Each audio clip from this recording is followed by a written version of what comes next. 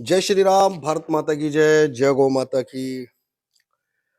दोस्तों, महाकुंभ और महाकुंभ 144 वर्षों के बाद आया ऐसा एक योग है जो आपके और हमारे इस जन्म में ये पहला और आखिरी महायोग और वो स्नान, अमृत स्नान का जो हम करोड़ों लोग प्रयागराज पहुंच रहे हैं स्नान के लिए। लगातार कुंभ के अंदर बहुत सारे यूट्यूबरों के द्वारा कुछ ऐसे पात्रों को वायरल किया जा रहा है और दुर्भाग्य देखो कि देश के कोने कोने से बड़े बड़े यूट्यूब के चैनल प्रयागराज पहुंचे हैं महाकुंभ को शूट करने। लेकिन महाकुंभ में शूट किसको कर रहे हैं वो? ये तो सोचने का विषय है कि जहां 40 करोड़ लोगों के पहुंचने की संभावना और कुछ यूट्यूबर केवल टीआरपी के चक्कर में क्या कर रहे हैं? कभी हर्षा रिशारिया को लेकर टॉलरेट कर रहे हैं, कभी अभय सिंह जो आईआईटी वाले बाबा के नाम से प्रसिद्ध हो गए हैं, फेमस हो गए हैं, उनको लेकर लगातार वह लोग सिर्फ टीआरपी के लिए उनको वायरल कर रहे हैं।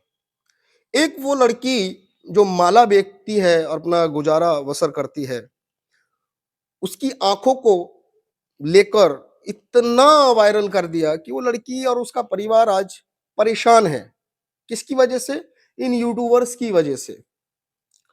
और जब इन सब में भी इनको कुछ नहीं मिल रहा तो क्या करते हैं कि कुछ हमारे ऐसे बाबाओं को वो दिखाने का प्रयास करते हैं और सनातन को बहुत छोटा करने का प्रयास करते हैं। मैं उन सब यूट्यूबर्स से एक प्रश्न करना चाहता हूं कि दुनिया से लोग महाकुंभ में आ रहे हैं, भारत के कोने कोने से वह साधु संत आ रहे हैं जिन्होंने सालों साल तप किया, और वो साधु संत आज वहां पर उपस्थित है। लेकिन नहीं, ये यूट्यूबर्स की दुनिया वालों को टीआरपी उन संतों के तप को दिखा के थोड़ी ना मिलेगी, लेकिन उन संतों को परेशान करके टीआरपी मिलेगी। ये कैसा दुर्भाग्य है कि हमारे ही देश के अंदर जब सबको पता है कि एक संत का जीवन स्वीकार करना यानी स्वयं के द्वारा स्वयं का पिंडदान कर देना, यानी पिंडदान के बाद उसी मनुष्य का पुनः दोबारा जन्म होना और पिछले जन्म से जुड़े सारे रिश्ते संसारिक मोह माया से त्याग कर देना। लेकिन नहीं, यहां पर बाबा ने हाथ ऊपर क्यों कर रखा है? बाबा ने कब से सन्यास ले रखा है? बाबा बिना वस्त्रों के क्यों हैं? बाबा भभूत का सेवन क्यों कर रहे हैं? बाबा क्यों हड्डी का सेवन कर रहे हैं? क्यों अघोरियों को लेकर टिप्पणी की जा रही है, नागा साधुओं पर लेकर टिप्पणी की जा रही है?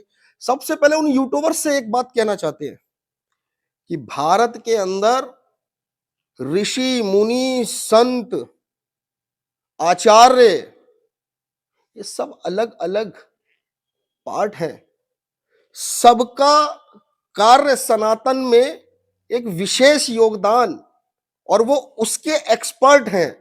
लेकिन यहां तो बात वही आ जाती है कि इस बाबा को ये नहीं आता तो ये बाबा ढोंगी है।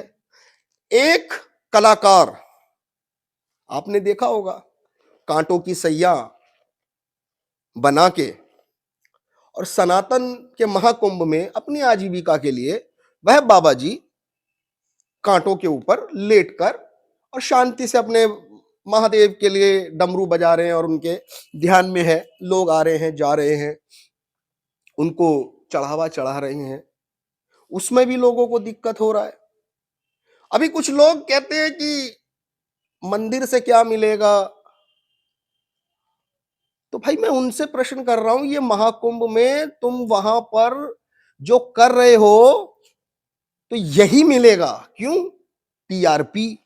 टीआरपी मिलेगा तो धन मिलेगा, धन मिलेगा तो तुमको क्या फर्क पड़ेगा? क्योंकि धर्म के लिए जिन्होंने त्याग किया उनको तो आप दिखा नहीं रहे हो। बड़े बड़े साधु संत बैठे हैं, कभी जा रहे हो उनके पास? उनका ज्ञान लो ना।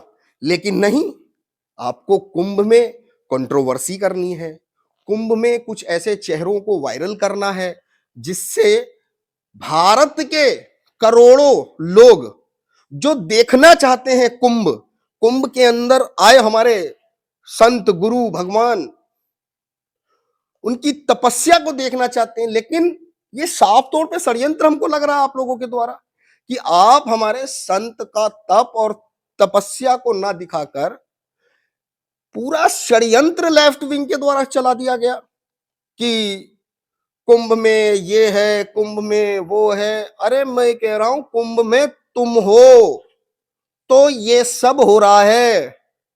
ये वही साधु संत हैं जो तुम्हें कभी चिमटे से मार रहे हैं, कभी हंटर से मार रहे हैं, कभी तुम्हारे गाल पे चाटा मार रहे हैं।